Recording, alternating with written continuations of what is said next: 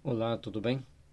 Mais um Gotas Homeopática. Nós vamos falar agora sobre os miasmas, mas agora de um ponto de vista diferente do que nós falamos anteriormente. Então, aqui mais uma teoria do miasma, mais como nós entendemos o miasma. É uma teoria bem resumidinha, bem sintética aqui. Então,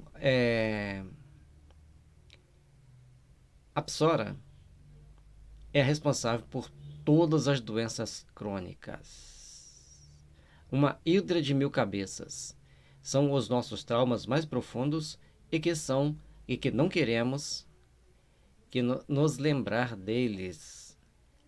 E normalmente ele se manifesta de uma forma ativa, exacerbada, quando aparece na pele. E ele vai tendo mil meios de manifestar.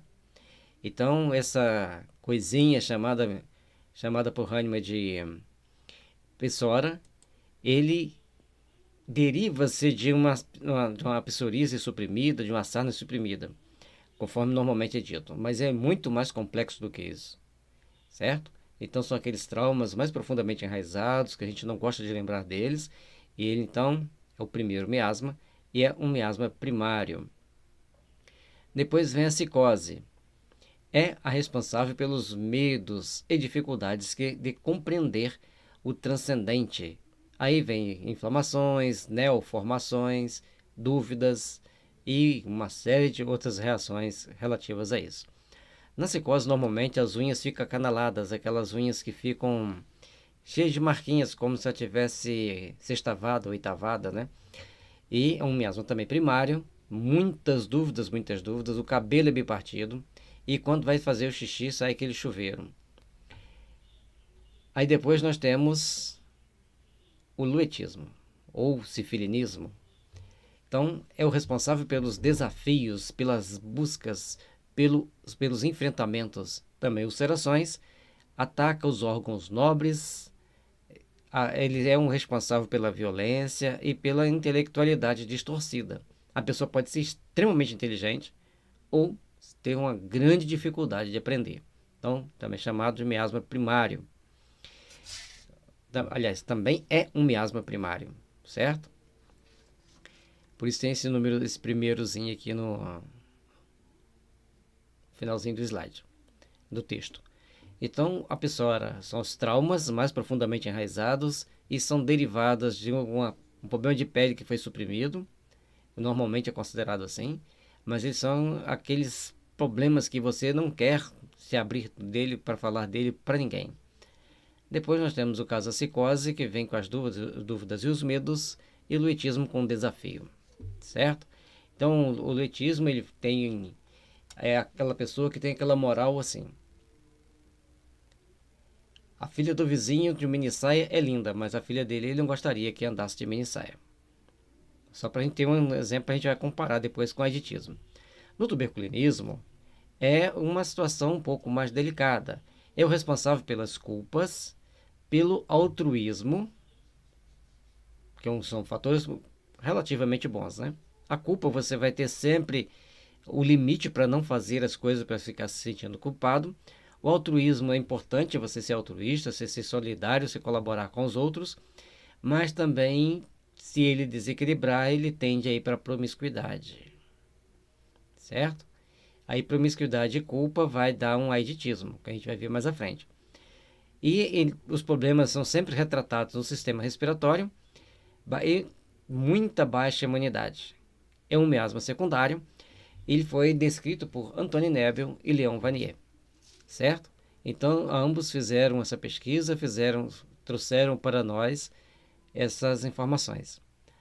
O cancerinismo é o responsável pelo ódio, vingança, maldição, corrupção, neoformações malignas. É um miasma secundário descrito por Anthony Nebel. Aí, gente, nós vamos ver que os miasmas eles estarão aqui marcando para gente. Então, nos miasmas primários está aqui a base, nesse desenhozinho aqui, esse triângulo. E agora, nos miasmas secundários, eles estão aqui deslocados aqui em cima. Assim a gente os considera. Então, conforme já falamos ontem, o tuberculinismo é psora, luetismo e psicose. No cancerinismo, psora, psicose e luetismo, mas todos com letra maiúscula. No aiditismo, psora ao quadrado, luetismo ao quadrado, mais psicose, mas ela não está ainda ao quadrado. No DGO, todos os três estão ao quadrado, certo? Então, DGO, degeneração geral do organismo. Aqui a gente vai vendo que cada miasma tem uma característica psíquica importante, certo? A gente sempre colocou ali baixa imunidade, neoformação, outras coisas parecidas, mas é importante nós entendermos que os principais sintomas são psíquicos, tá? E no aditismo, é o responsável pelo surto da razão e leva a pessoa à autodestruição. Ele é um miasma chamado terciário. E o DGO, tá aqui, nem descrever muita situação, é quando a pessoa já está num processo de autodestruição, também é um miasma terciário.